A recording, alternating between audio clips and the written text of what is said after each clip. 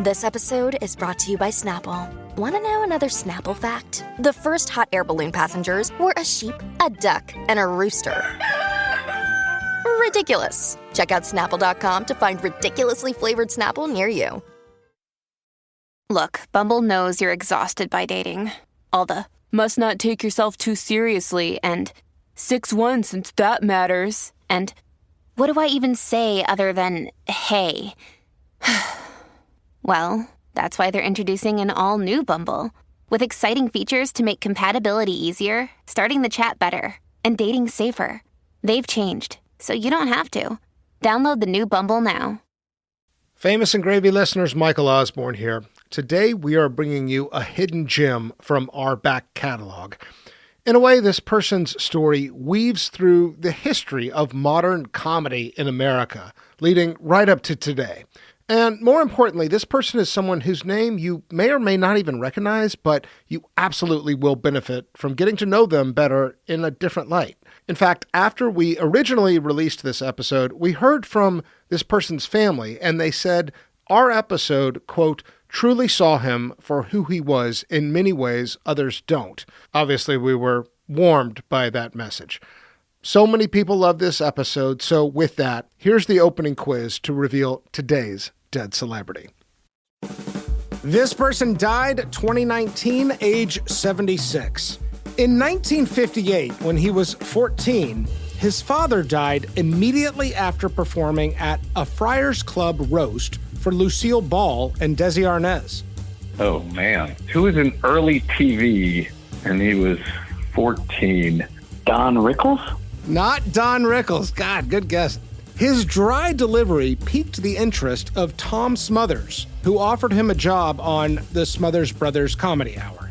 Early writer for that, George Carlin was on there. I believe Steve Martin was a writer. You actually know some of the Smothers Brothers, dude. You're a little too good at trivia. It's incredible.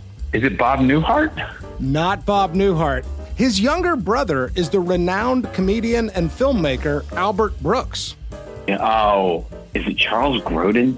Not Charles Grodin, although he's a good candidate. All right.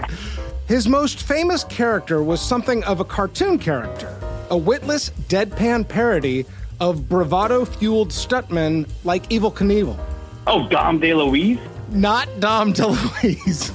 He played Marty Funkhouser on Curb Your Enthusiasm. Oh, forget this guy's name, the tall guy. Oh, it's Bob Einstein, one of my heroes. Today's dead celebrity is Bob Einstein.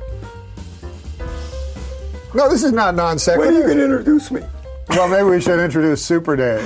Can I just say one thing? Yes. I have not seen you in so long. I know, it's been a and while. I love you. What if each of us told a joke and decided who was the better joke? I goes into a dentist's office. The dentist said, "What are you doing here?" He said, "I think I'm a moth." A moth? I think I'm a moth. He said, "Well, you have mental problems. You need to go see a psychiatrist." He said, "I know." He said, "You're in a dentist's office." He said, "I know." He said, "What are you doing here? Why did you come here?" He said, "The light was on." That's a good joke.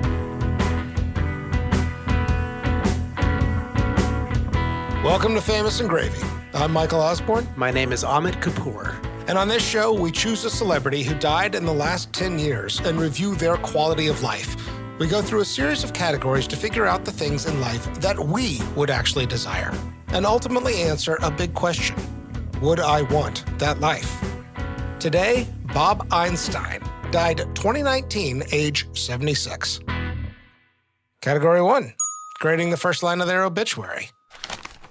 Bob Einstein, whose career as a comedy writer took a quirky turn into television acting as the hapless daredevil Super Dave Osborne, and later as a friend of Larry David's on Curb Your Enthusiasm, died on Wednesday at his home in Indian Wells, California.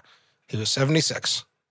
Amit, Okay. what do you think? I kind of like it. I want to say right off the bat that I think as we do this obituary or afterwards, I think we're going to have to do some explaining on who Bob Einstein is.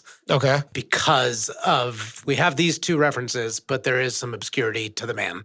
Yeah, I mean, with Super Dave in particular, that's hard because Super Dave was a recurring character for, decades who was never, didn't really have his own property exactly. I mean, he sort of did later. He had a movie and there was a TV show, but it was more as a character who show up in places, right? I mean, who else is like that? Immediately to me, I think Sacha Baron Cohen. Interesting. And I'm Super Dave Osborne, world famous daredevil. And I'm here to try out for American Idol. Are you excited? I can't wait to go to Hollywood. I can't fight this feeling any longer. Give me your reaction to this obituary. I think good. They got the two kind of bookends, which they happen to be, of Super Dave Osborne and Larry David's, quote, friend. I think those are definitely what he's best known for. It's completely different generations that know him for that. A lot of people may not even realize that's the same person. Yeah. But I think they captured it. I like that he died in Indian Wells. That's essentially Palm Springs. That just seems so right. Yeah. But I think it's okay. I think it did it justice. I wrote down words I want to talk about, which are quirky, hapless, and friend. Well, quirky and hapless leap out to me. I think it's more okay than good. I think there are real problems with this. I don't think it quite got at how revered he was. I mean, there is a comics comic here, kind of, or a writer's writer. Like, the way other people talk about him is a little more elevated than I feel like what they did justice to here in this obituary. They didn't give the importance factor. Not at all. I mean, it really just gets into, he had an interesting, quirky turn, and then later was Larry David's friend on a show that you may have heard of. And that's it. There's not a whole lot of elevation here. I don't think they need to. I mean, I think we've had this discussion before on some people, but I think this guy is extremely important to several dozen people in which he's had incredible influence or incredible friendship and bond. But I don't know that that number's in the tens of thousands in which the New York Times needs to highlight it in the first line of the obituary. I think that there's a case to be made that his inspiration extends well beyond that core circle and is way more important. I mean, he was in comedy and in comedy writing for many, many decades. Over 50 years. And I think his impact and influence is underrated. And I kind of came to that through the research. I'm not sure the New York Times obit writers quite understood his stature in a way. And so to me, it's falling a little bit short. But let's talk about the words. Okay, so quirky was the first one. Comedy writer, it took a quirky turn. I love that. I like it too, because it didn't take a turn into being a sitcom actor. Yeah. It took a turn into being just a weird-ass character. Yeah. All right, hapless daredevil. Great word, actually, for Great that. word. Hapless is really good. Yes. Yeah. I mean, I guess now we have to do the quick description of who Super Dave Osborne was. You want to take it? Yeah. So a character born out of variety shows, lived on for several decades, really for as long as Bob Einstein lived in some form. Yeah. Did stunts that were always destined to fail, had some dramatic ending to it in which he was severely injured, but he was always dumbstruck by the fact that the stunt didn't work. Yeah. This is like the comedy version of Evel Knievel. This is the hapless Evel Knievel. Super Dave, what about today? First, why are you doing it? Secondly, do you honestly think you can make it? Well, Mike, I've said this before. I'm doing it for two reasons. First of all, I love the challenge. And the second reason, I'm not sure it's more important, I love the money. I'm not a terribly gifted person, so I feel the money I make risking my life is far more than I could make doing anything else. Okay, go get him, Dave. Incidentally, Super Dave has been outfitted with a special transistorized microphone so that we can be in full contact with him at all times. All right, I'm okay, Mike. I feel good. Holy shit!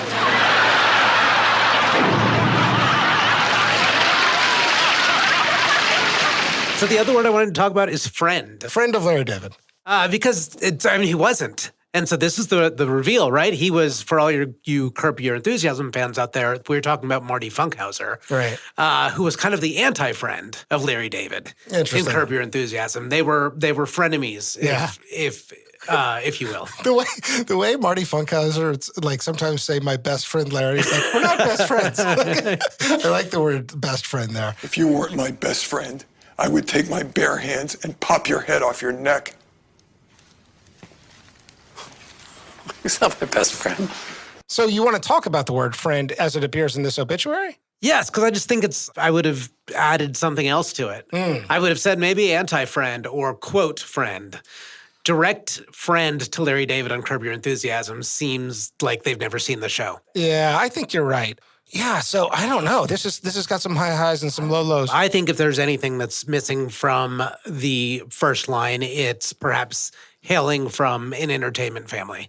By the way, we haven't talked at all about the last name Einstein. Do you think that's a burden? Well, clearly it was when you name your son Albert. Yeah, I know. Is that a burden? No, I don't think I'd think twice about it. I mean, that is why Albert Einstein became Albert Brooks at age 19, is he knew he was going to be an entertainer. Yeah, but Bob also makes a career out of different names, though. I mean, we've kind of alluded to this earlier. Well, you can't be a stuntman named Einstein, I don't think, or a fake stuntman. You can because of the irony, in a way, right? Einstein is a synonym for brilliant.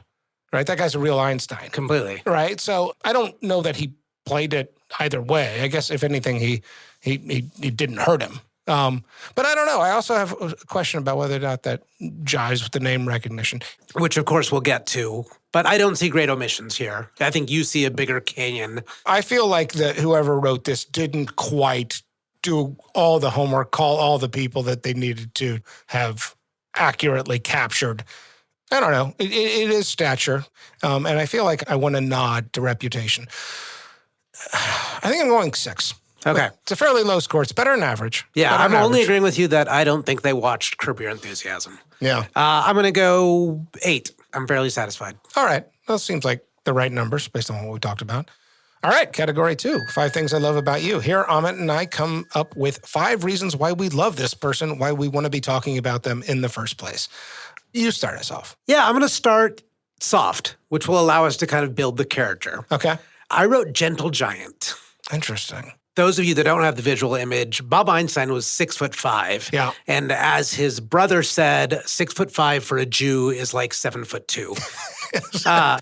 He was also so gentle. Like every character he played was so sensitive. I want to say something else. You left my party before dessert. How can you do that? It's not proper etiquette. I don't subscribe to the wait for dessert rule before you can leave a party. Yeah, no one cares what you subscribe to, okay? We were trying to recreate what happened 25 years ago, and I said, Larry, would you like to make a toast? And someone said Larry went home to take a shit. Overall, a very, very gentle giant, especially in character. It's interesting you point to that. On one hand, I agree, and I guess I want to unpack soft and gentle and whether or not you're talking about sort of personality or physicality or both. There's a certain physique out there that's like goofball athlete. Yeah, Bob Einstein played college basketball. Huge limbs. Yeah. Totally. But also there is something like just funny, like the man, just a picture of him standing there. There's something comical about it, right? It's Will Ferrell-like. Very much Will Ferrell. Yeah. In terms of being gentle, I see a kind of physical aspect in his humor, obviously because with Super Dave, there's like getting the shit beat out of him, right? He's getting crunched. But he was so disappointed every time he did. Yeah. He has the sensitivity of a 7-year-old, and he has this almost like cartoonish voice. Yeah. Right? So it's this complete contrast to what you see of this 6'5" to 7'2" giant with huge arms who was the center for a respectable NCAA school, but is so sensitive and is just like long-faced when the slightest thing goes wrong or when the slightest emotion is triggered the wrong way. I think it's an extremely likable trait to be a gentle giant. I'm just zeroing in on the likability of that. It's good, Amit. All right, my thing number 2, I wrote friendships with other comics. It's not a very good summation, but this is worth talking about.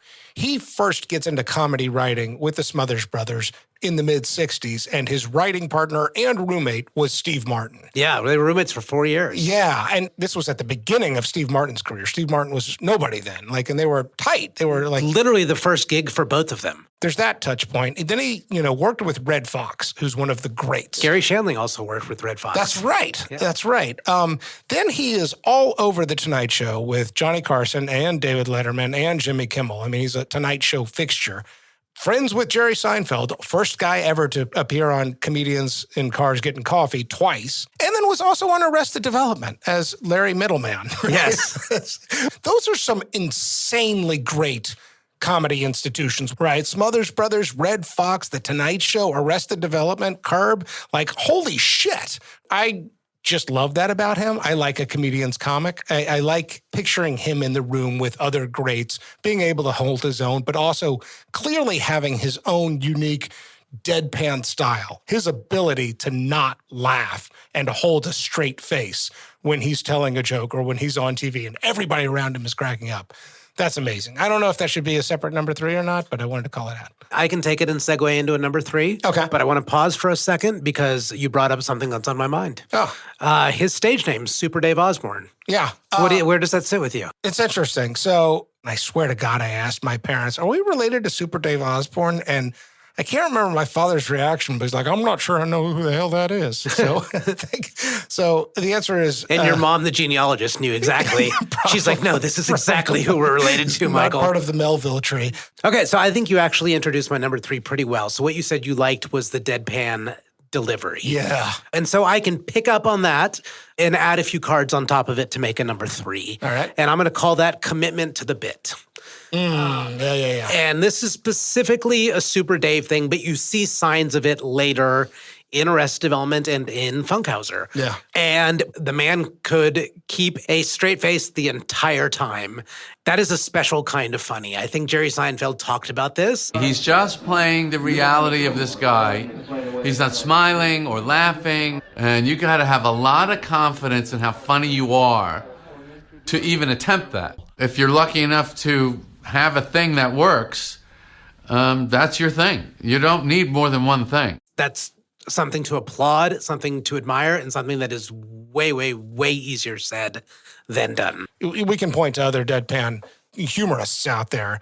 His version of it is a 10 out of 10. Absolutely. Yeah. So the other part I want to talk about in commitment, there's 2 other. There's a B and a C. Okay. So the B is he never broke character Right. when he did these appearances as Super Dave on The Tonight Show and on Letterman. Yeah. He never did an appearance as Bob Einstein on those shows. And he never broke and accidentally laughed and then came back as Super Dave. But also so committed that for 3+ decades showing up as his alter ego on all these shows. Yeah. that is hard to do. Yeah. One, just to sustain it for that many times, but also not grabbing the opportunity to change character or put yourself forward as Bob Einstein, who may be something else and who may pivot into this other career. Yeah. So my part C then of commitment to the bit is strictly a Super Dave, the big, expensive buildup for one tiny payoff. So these gags that he did were sometimes massive and cost tens of thousands of dollars to build, and it's all just for one pretty quick, simple Looney Tunes laugh. Do you think we should explain the King of the Road? That's probably the best one. Well, it's a sing-along tour, Michael. About 6 months ago, the Sing-Along Society of North America called and said, Super, we think you could help us get rid of profanity on the highway. And I said, what do you mean? And they said, well, have you ever pulled up alongside a car and seen someone singing to a record? They're happy. So they felt that if I could go on a week-long tour, we're going to cover about 5,000 miles. I'll be singing night and day, that maybe I could be like a Pied Piper. People would follow me, start to sing along, and then when I left, I could leave kind of a musical highway through the world. So he's basically in this bus, which is an RV, but the top of the bus is essentially the garden of the RV. And he's like, all right, let's do this. Let's kick off this road trip. There's 10 minutes of buildup. Kicks it off to King of the Road. To the song King of the Road. And then within 30 seconds goes underneath a tunnel and it smashes into a bridge like a low overpass. King of the Road.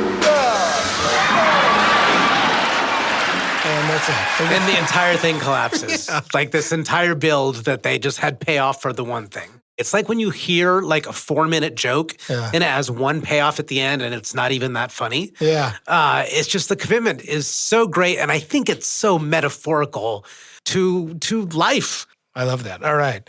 I'm going to stick on the humor thing for my number 4. Again, I just want to make the case that this guy, had influence. I think you can draw a straight line from Bob Einstein to Will Ferrell.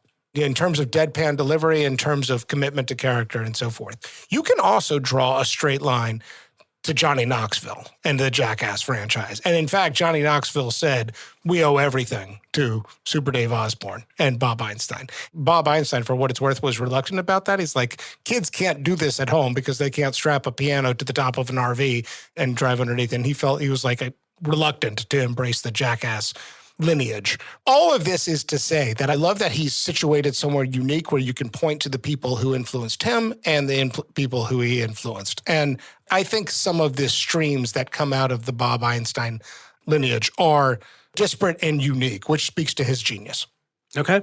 That's it. Good. Okay. The number 5 I want to give is all around family, love, marriage.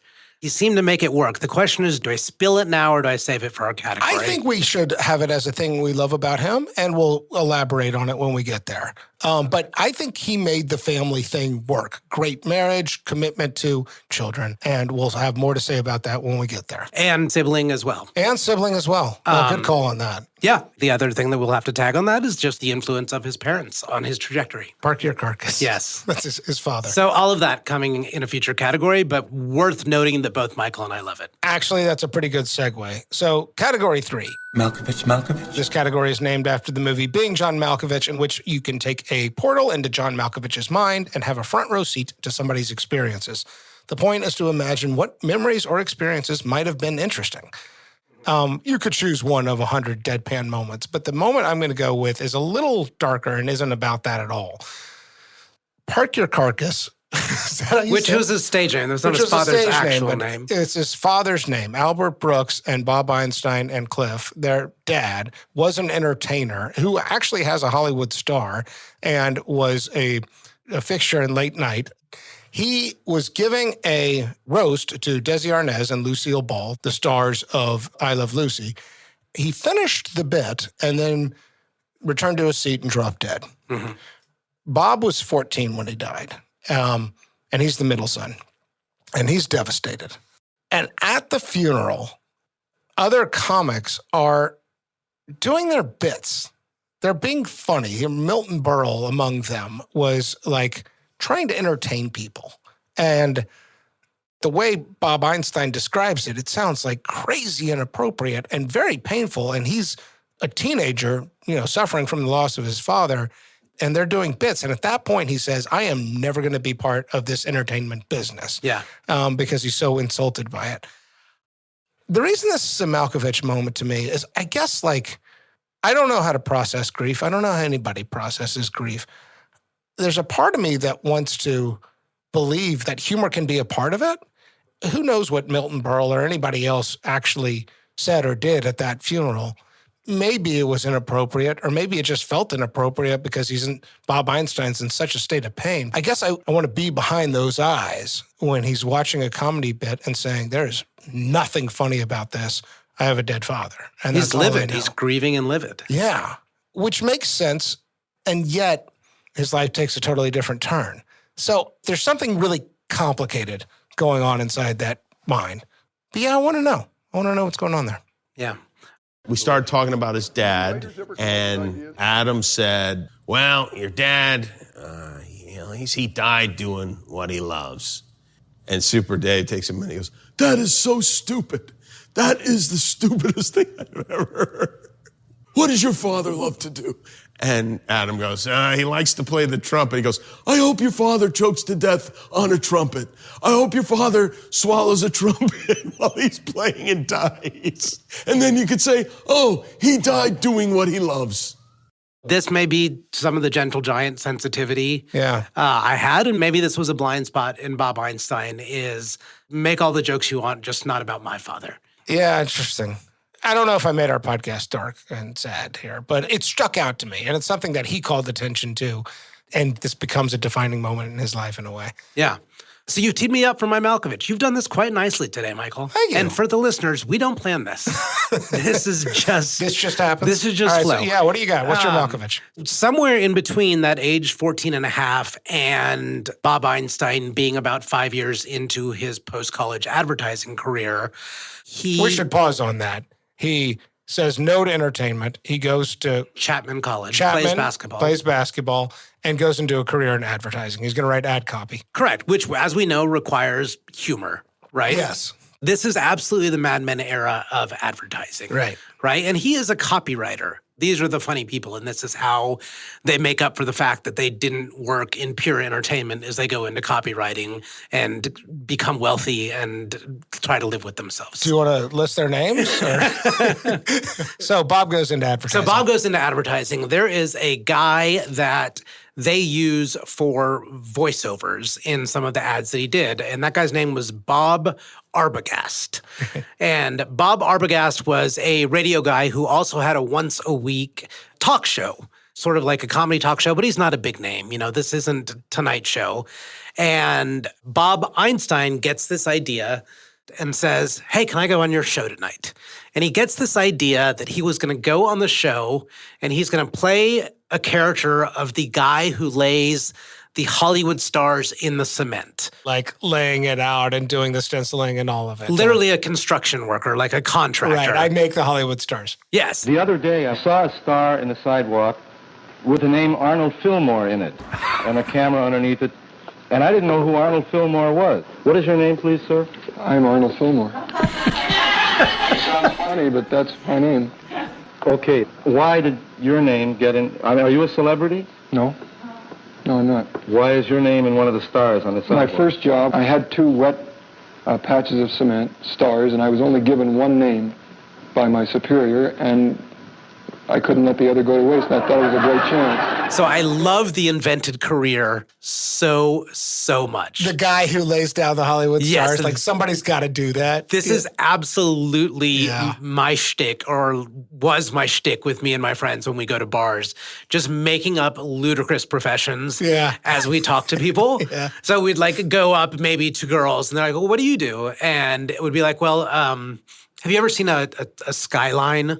And they're like, yeah. And like, well, have you ever wondered who decided which lights are on and which are off? And they're like, no, we just assume that the buildings decide. We're like, no, I am the light skyline designer. Yeah, I'm a skyline designer. So every night it's these buildings are my canvas, and I draw them out and I go and I flip all the switches to make the skyline every night. And we would just have a complete commitment. That's beautiful. Okay, here's another one. Okay, so I work in a hospital. Yeah, I'm a baby namer. They said, what?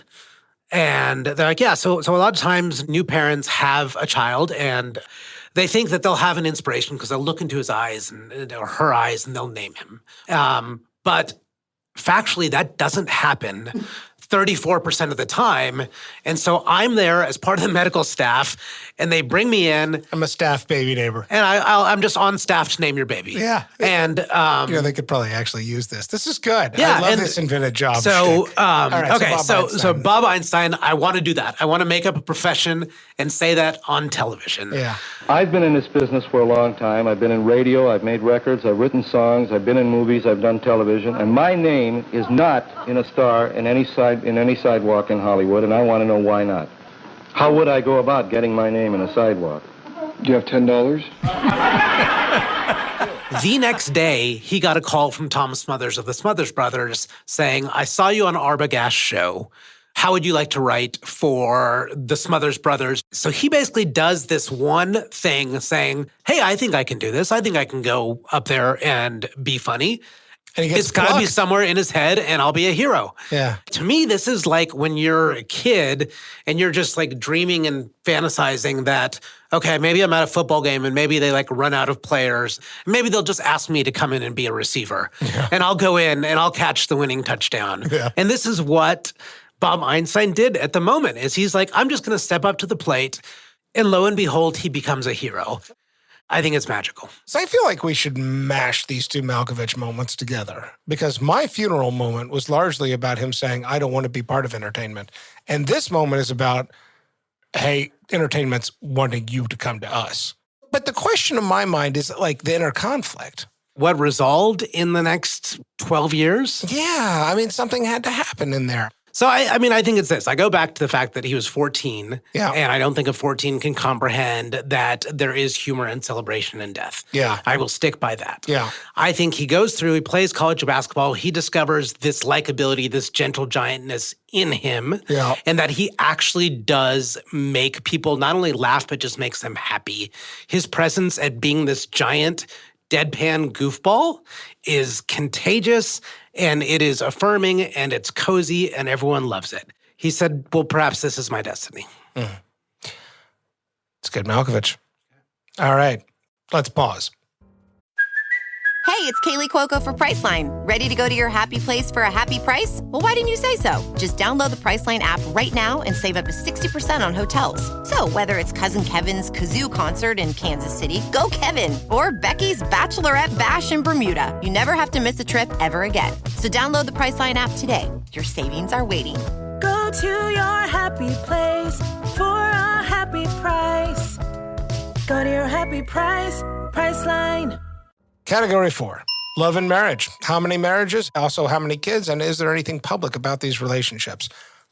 One wife, Roberta, I had a hard time getting info on her. I wasn't even 100% sure when they were married. I saw that they were married over 40 years, but I didn't see a marriage year or a marriage date.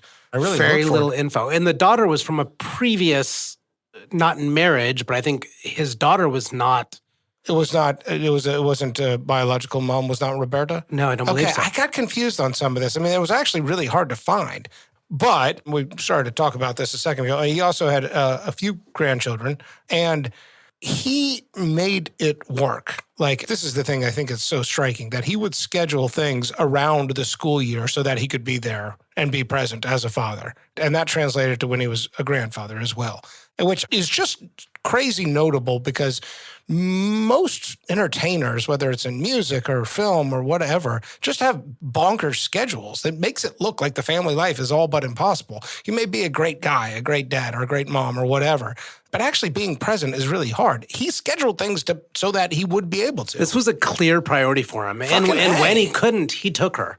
Yeah. He took her on, I mean, he wouldn't let it interfere with school or whatnot, but he would take her to any set or any filming or whatnot. Yeah, and she did not go into entertainment, nor have any of the grandkids thus far anyway. No. Which is sort of interesting because it's an entertainment family, the dad and, of course, the younger brother, Albert. Hey everyone, Michael Osborne here. A quick interjection. After talking with Bob's family, we were able to clarify some of the details. So first, Bob was in fact briefly married to the mother of his daughter. Secondly, his daughter is in fact an entertainment lawyer. And finally, Bob's grandson, as of this recording, is looking into a career in comedy. Okay, just wanted to offer that clarification. Back to the show. The family was almost completely silent when he died, though. Other than Albert Brooks. Like, there was no, like, big social media postings or anything like that. Because I just don't think that was them. Yeah. I think they do their own thing, and they say in the documentary, in the Super Bob Einstein movie. We called him Papa Super because he was Super Dave Osborne, and we thought he was always, like, a superhero. I remember distinctly there was a time he comes into my room and he's like, let's go to In-N-Out. And I'm like, okay, I'm not complaining. And we're driving to In-N-Out, and he's on the phone with a friend. And I'm sitting in the back seat, and he's like, Ethan, plug your ears for this joke. Your mother will kill me if she knows that you heard this. I still am not allowed to watch Curb Your Enthusiasm or anything. I'm the most emotional person ever. I don't know, there was just always a way to, like, make the day better. There was always a joke that could, like, brighten our days.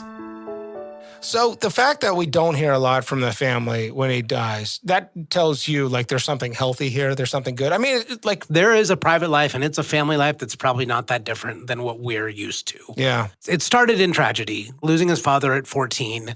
The relationship with the brothers, I think that... I sensed a little tension there. I think there is a little tension. I mean, brother rivalry, maybe that's natural. They're all kind of clustered in age. Yeah, they're all kind of clustered in age. They all are brilliant minds of different varieties. Two of them happen to be comics. Yeah. But completely different styles of comics. Totally. But the times that they did collaborate, which was really just that one time in Modern Romance. It's a great clip. Like, I have never seen fabulous. That whole movie, but that clip of Albert Brooks with Bob Einstein is hilarious. Yeah, totally. And we'll put that in the show notes. Sure. But so the question I had for you is, Roberta said he could make me laugh every day. Yeah. So I want to ask you, as a married person, how much does that matter?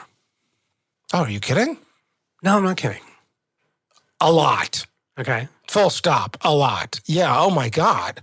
I think I would sum it up by saying my wife and I can crack each other up. Like, she's a very funny woman. It's one of the things I love about her. She is funnier than you. And that's fine. But I can also make her laugh, too. Like, it's just tension release. That's what it always is. Sometimes it's a cue that our fight is now done. If we've had a big discussion about money or about kids or about the house or about, future plans or whatever is stressing us out, most of the time those conversations are no fucking fun to have. But, if at the end of them, there's a laugh, you're like, okay, something's been released. Something that had to happen has happened. Also, there's just truth and humor. Like, it's a way of making sure that you are looking at the world the same way, that your kind of view on life and what you're doing and what you're trying to get out of it is aligned. It's not just that I enjoy her sense of humor. It's that it's a foundation piece of a healthy marriage. And I think we do laugh every day. It's not necessarily that's a point, but it should be that frequent. So yes, I'm anybody who says he made me laugh every day, I think that's not just like he was ribbing me every day. It's that we loved each other. And I think what you said is that it's humorous truth-telling. Yes. Right? It's how you identify that you're on the same page. Yeah, it's alignment. It's alignment. It's 100%. Yeah. Category 5? Mm-hmm. Category 5, net worth.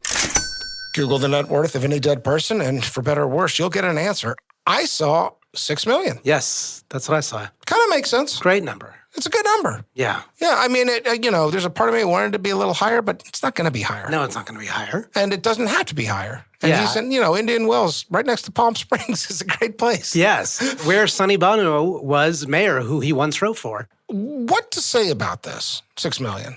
I don't know that I have a whole lot of reaction to it other than it feels about right. It feels about right. I think it's a lot of curb money. Yeah. Honestly, I don't think Super Dave Osborne was this long-running franchise that existed as part of a variety show. It existed. You don't get paid for late-night talk segments. So you get a few $100. It's like an honorarium. Yes. So he would get that. There was a cable spinoff. There was an animated series at one point. It was a super, super, no pun intended, big deal in the late 80s, early 90s, but just because of its moneymaker, though. Just because of its ubiquity, not because it was like raking in box office Yeah, sales. The exposure is pretty damn good there. I mean, I it's funny. I did listen to a podcast in the mid-2010s where somebody asked him about that, and they said, we saw $5 million. And he kind of makes a joke about it. It was fun to hear his reaction to it. And he's like, well, come visit me in Palm Springs. You can see my $5 million house. Yeah. I don't think there's a whole lot to be said in this. To me, it's rich, and it's the type of rich I want out of that guy. Yeah. I don't want him flipping hundreds to the maitre d'. Yeah. Like, for Bob Einstein, that's perfect. It's good market value. Yes. Yeah. All right, category 6. Simpsons, Saturday Night Live, or Hall of Fame. This category is a measure of how famous a person is. We include both guest appearances on SNL or The Simpsons, as well as impersonations.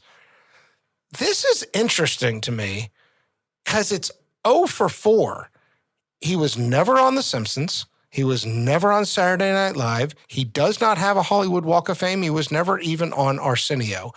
What's so interesting to me about that is that he managed to sidestep the 4 pillars that you and I have in this category and show up at every other big fame-making institution outside of that. The Tonight Show, Arrested Development, Curb Your Enthusiasm, and The Late Show with Letterman, too. I mean, he's freaking everywhere except Simpsons, Saturday Night Live, or Hall of Fame. And I don't know, once again, has me thinking about our category. I think we may have gotten it right. He's not a household name. He's no name recognition. Yeah, and so maybe, he would never voice The Simpsons, even though his brother, Albert, is all over it. He never was on SNL, even though Albert was also involved with SNL.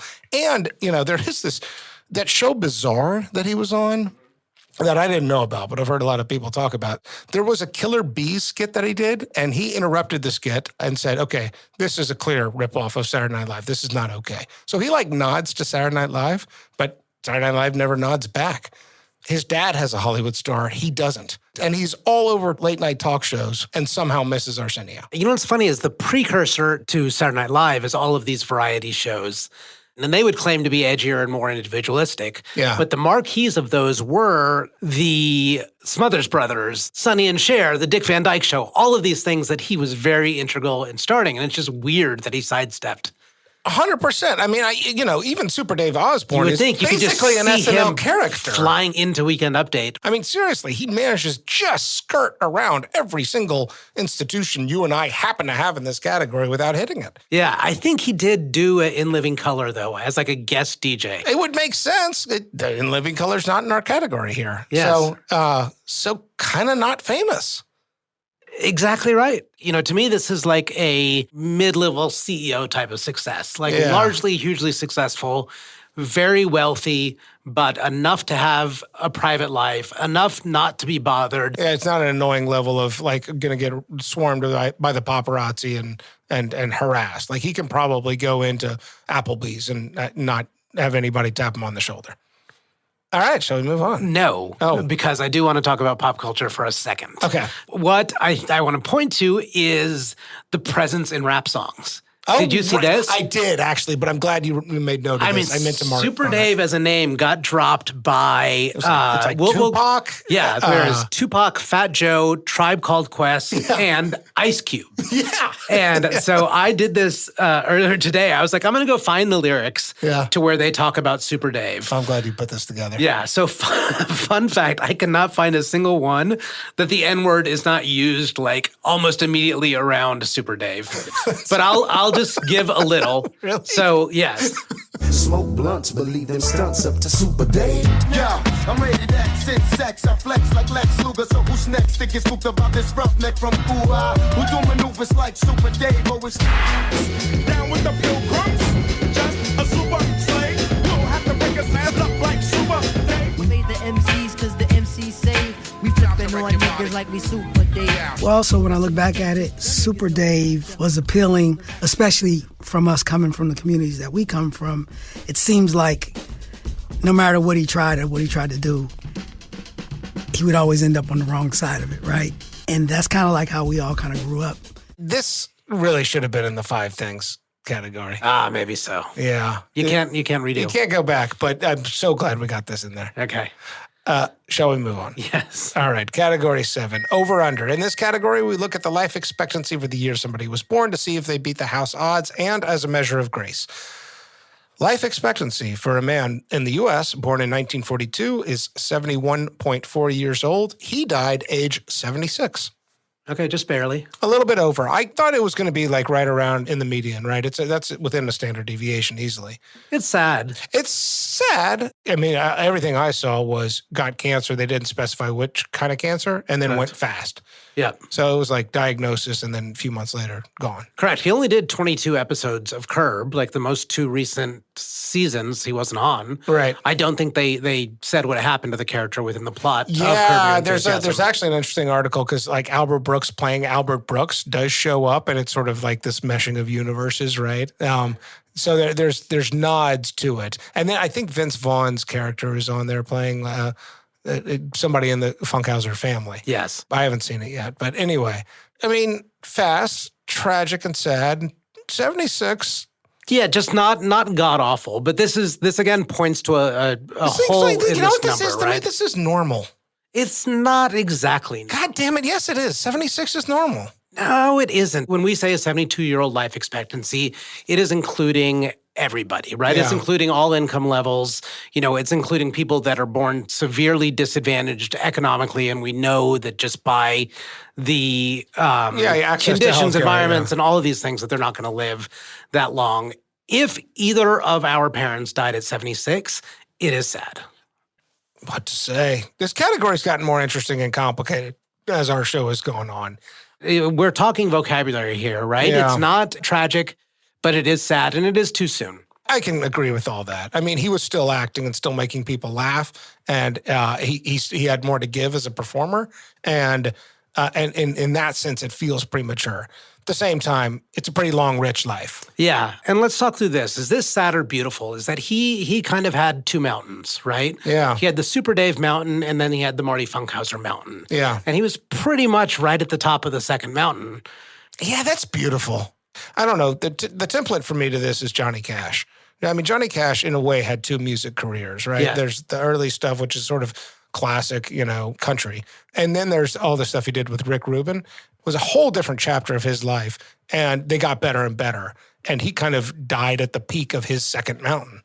And I think beautifully. Because you saw the rise up the second mountain. So all you saw was the ascendancy, and you didn't see a second This descendancy. is something you and I used to talk more about, too. We haven't talked about as much, the staircase up, right? Like, Bob Einstein's still doing funny shit in his 60s and 70s, But I think right? that's the beauty, right? What we haven't talked about is multiple staircases. Yeah. Right? And I don't think his ever went down. I think it went up, and maybe the steps were just not as steep. It ebbed. I mean, you pointed to this a second ago. Like, we could have forgotten all the Super Dave kind of like, Jackass comes about. Super Dave is not as funny. There was a risk of fading from relevancy. And then that did not happen because of Curb. Yeah, and I think that's the beauty of it. What both him and Johnny Cash found was not a new staircase up, but just another door, which is an additional staircase to just go higher. Bravo. Like, I think it's going out great. He didn't suffer, it doesn't sound like, right? He got the diagnosis and he's gone. He did it right. It would be great to see him throughout the culmination of Curb, if there ever is one. Yeah. All of the family things, young grandchildren, all of that is sad. We want more time with that. Given the choices that he had and his ability to find new opportunity and keep renewing his creative spirit, I think he did it brilliantly. I agree. Dare I say gracefully. Agreed. Let's pause. First of the introspective questions, category 8, Man in the Mirror. What did they think about their own reflection? What do you got here? This was, to me, the hardest question to answer. Why is this hard? Because he's a handsome goofball, kind of. He's a handsome goofball. He plays a klutz in Super Dave Osborne. But he's also kind of a stud. He looks good in the jumpsuit. There's a confidence. This was a real-life college basketball player. Totally. Right? Like, he's going to maintain some of that throughout his life. He's got a little swagger. But this freakishly tall aspect of him that he parlayed into being a straight-faced comedian. Was he lanky? He was definitely lanky. Okay. Well, my question is his style of humor. Yeah. Somewhat self-deprecating. Yeah. Straight man with filthy jokes. Yes. Thing.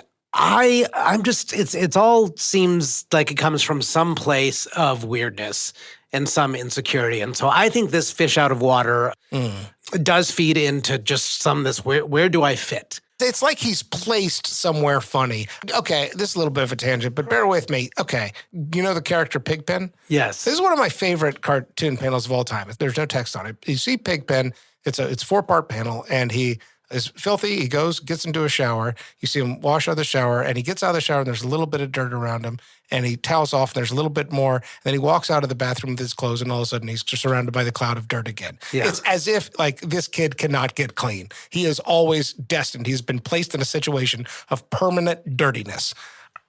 I think Bob Einstein has kind of been placed in a position of permanent comedic disposition. Right? His body is kind of goofy and funny. His surroundings, his family environment is kind of filled with like a certain humor. It's almost like it's a destiny, but a little bit awkward because what's so freaking funny? Like, why is this funny? So does he see that when he looks in the mirror? He sees that he is funny and he is funny looking. Yeah. But he's also kind of handsome.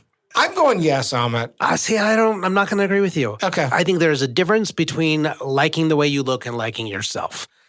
I think his style of humor is derived from the discomfort about how he feels about how he looks. I think he likes himself, but I'm going no to Man in the Mirror. Okay, I'm flipping. No, I'm flipping. That's a great argument, and I've changed my mind. Stand your fucking ground for once. This is a healthy thing for an individual to do. So we both agreed. Man in the Mirror. He didn't like it. Category 9, outgoing message. Like Man in the Mirror, we want to know how they felt about the sound of their own voice when they heard it on a voice answering machine or outgoing voicemail, and would they have left it? Or would they have used the default setting when leaving their voicemail? What do you got here? I want to ask a question first. So All right. his voice is notorious, right? He has this like it's constrained. Raspy, sounds like he's getting over a cold. Is there anything medical behind it? It's just age, mostly, because he didn't have it. Wasn't like that earlier. It wasn't like that earlier. It's as he goes on. Gravelly was the word that they used to describe. Yeah, it's really unique. It's really unique. Okay, I've never said this to you before. Yeah. You're brilliant. Thank you. Yeah, Thank you. yeah. I invented this. Look, she texted me right back.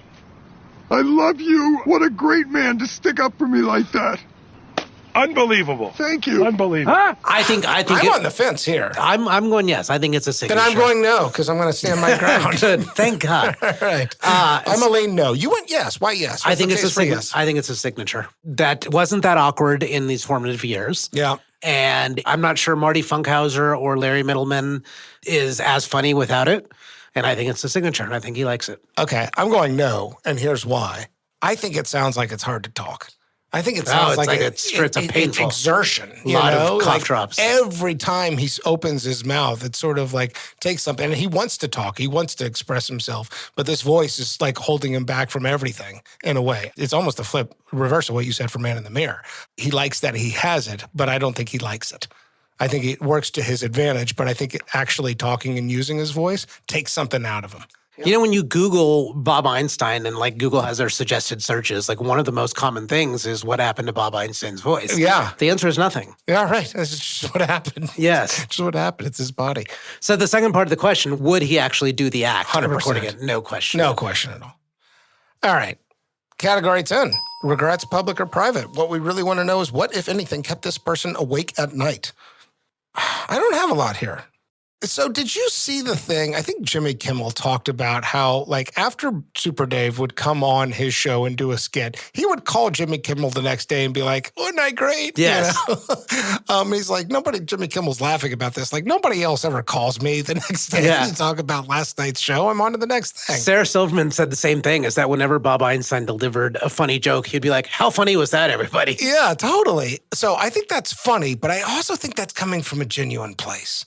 I also wonder if he feels like he didn't get enough recognition, that he did manage to skirt around The Simpsons, Saturday Night Live, and, you know, Arsenio Hall, right? That maybe there was a different set of choices and it had something to do with whatever happened between age 14 and age 24 when he says, I'm not going to be part of entertainment. And it says, I am going to be part of entertainment. And like, he invests in himself in a way once he gets into it, but it's all on the job training. When he gets the job with the Smothers Brothers, figures it out with his new buddy, Steve Martin, and they crack each other up, right? And he goes on to work on Red Fox. But he sure as hell didn't become Steve Martin. Right. I wonder if he looks back on his career that, like, I didn't quite reach the heights that maybe I could have if I had, I don't know, known something more about myself at an earlier age, maybe.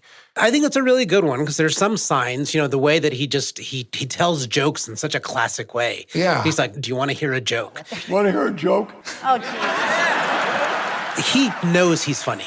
Yes. Right. The exact reason he's calling Jimmy Kimmel and calling Sarah Silverman, he's like, I know I'm funny.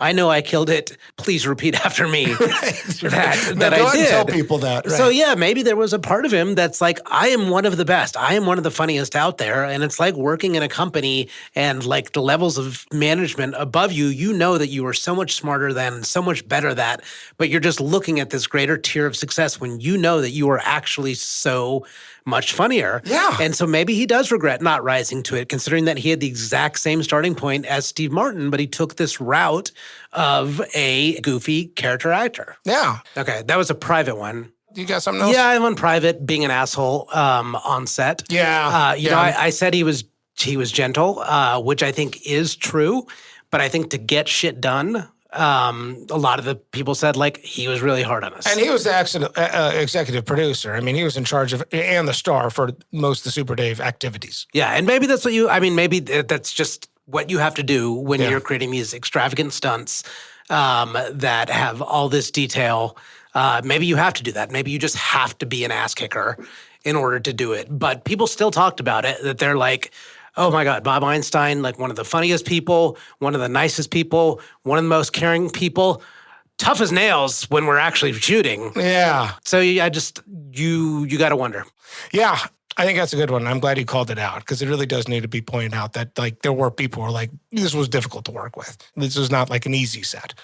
All right, category 11, good dreams, bad dreams. This is not about personal perception, but rather, does this person have a haunted look in the eye, something that suggests inner turmoil, inner demons, or unresolved trauma?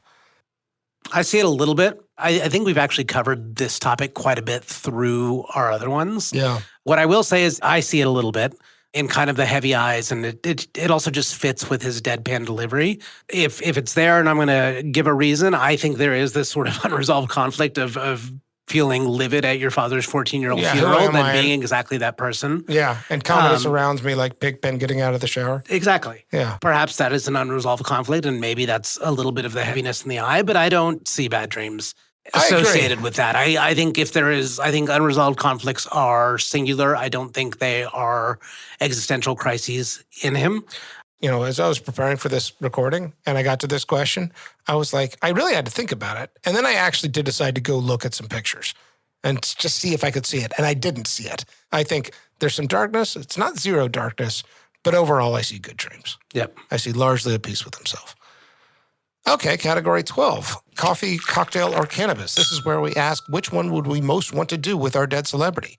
It's maybe a question of what kind of drug sounds like the most fun to partake with this person, or another philosophy is that a particular kind of drug might allow access to a part of them we are most curious about. I wrote cocktail. It's funny. Usually when I want the humor, I go cannabis, but I do think that there's a kind of like under the surface outrageousness to him. I do wonder if he doesn't get a little bit more physical and slapstick and kind of really great drunken debauchery with Bob Einstein. Like, I think it'd actually be fun to not just have a drink with him, but to like get fucking smashed and do stupid shit. Yes.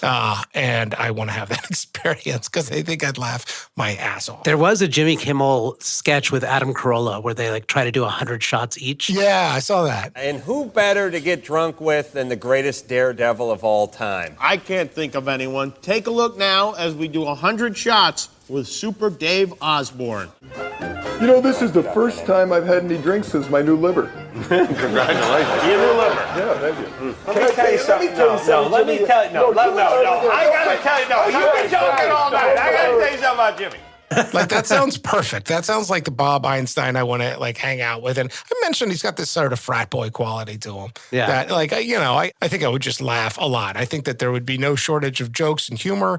I don't know that it would go anywhere. I don't know that it would be a point to it. And that's just fucking fine. Let's just get stupid drunk and make idiots of ourselves and see what happens. Yeah. That was pretty much my answer for Zsa, if you remember. I do remember that. Let me tell you what I want to do, and then let's have a discussion about the substance. Okay. So what I want to do is break him. I want to make him laugh.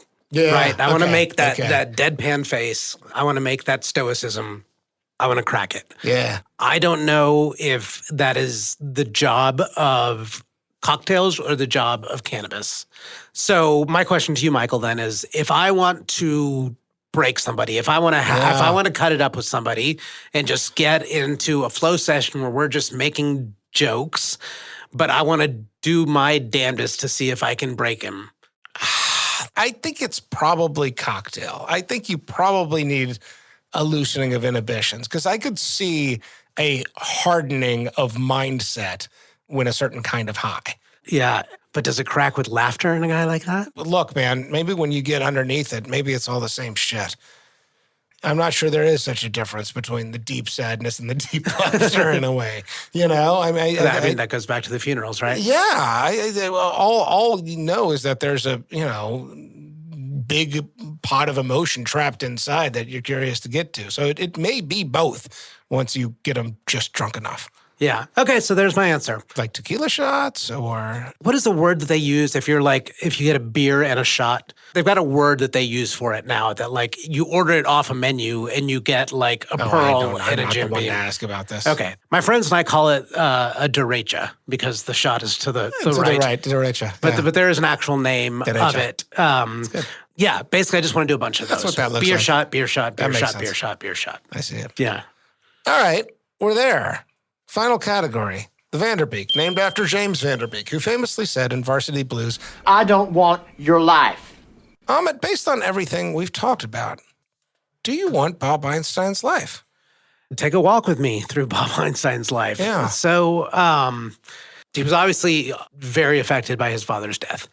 I wouldn't want that by any means. I think the career, which is really what we know and what we focus on, I think he knocked it out of the park on both of those. I think he threw a Hail Mary to try to get into a career which he knew he was good at, and perhaps 50 years later, he even knew that he was better than everyone else at.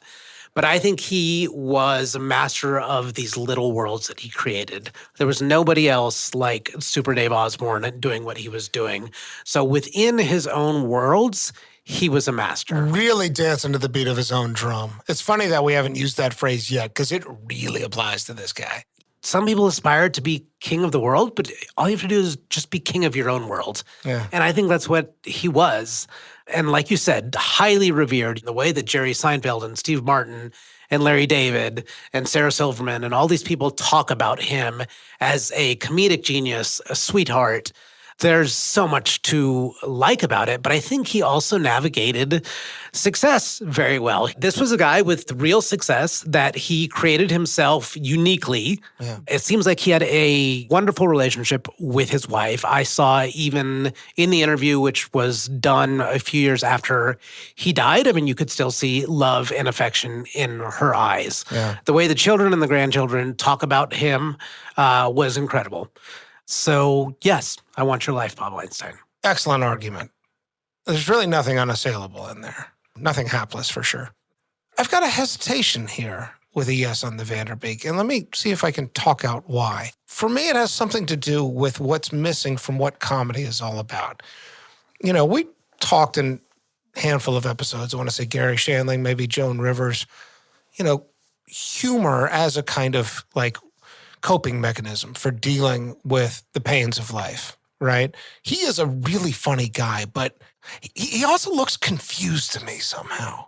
You know, I talked earlier about humor as truth-telling, right? Or humor as truth exploration, right? That part of the reason we laugh, part of the reason we love great comics is that they can point out the things that all of us should be seeing and we don't see, right? And we laugh in recognition of those truthful moments.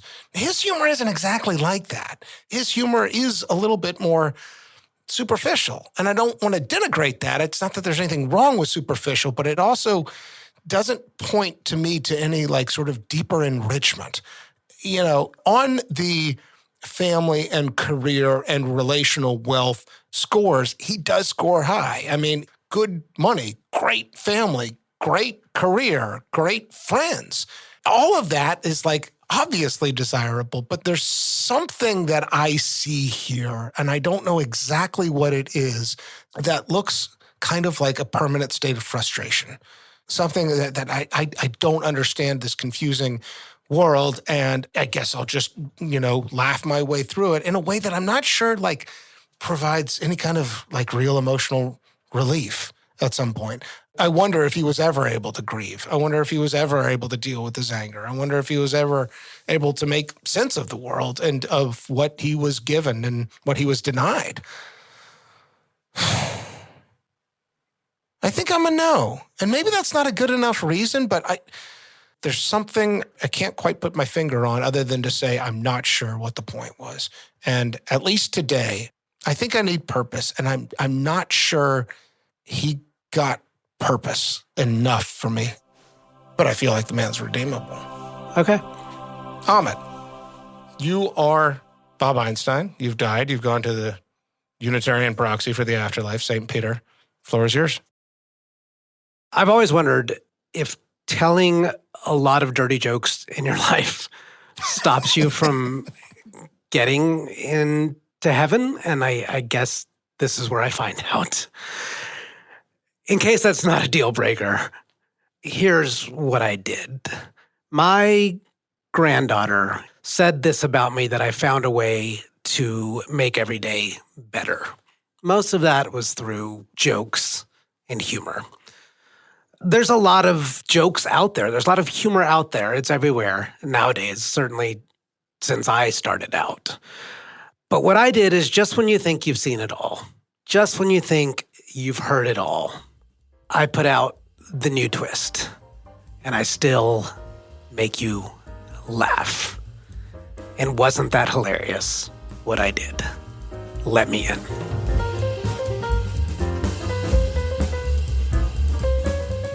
Thanks so much for listening to this episode of Famous and Gravy.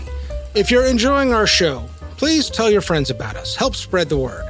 Find us on Twitter. Our Twitter handle is @FamousAndGravy, and we also have a newsletter which you can sign up for on our website, famousandgravy.com. Famous and Gravy was created by Amit Kapoor and me, Michael Osborne. This episode was produced by Jacob Weiss. Original theme music by Kevin Strang. Thanks for listening. See you next time.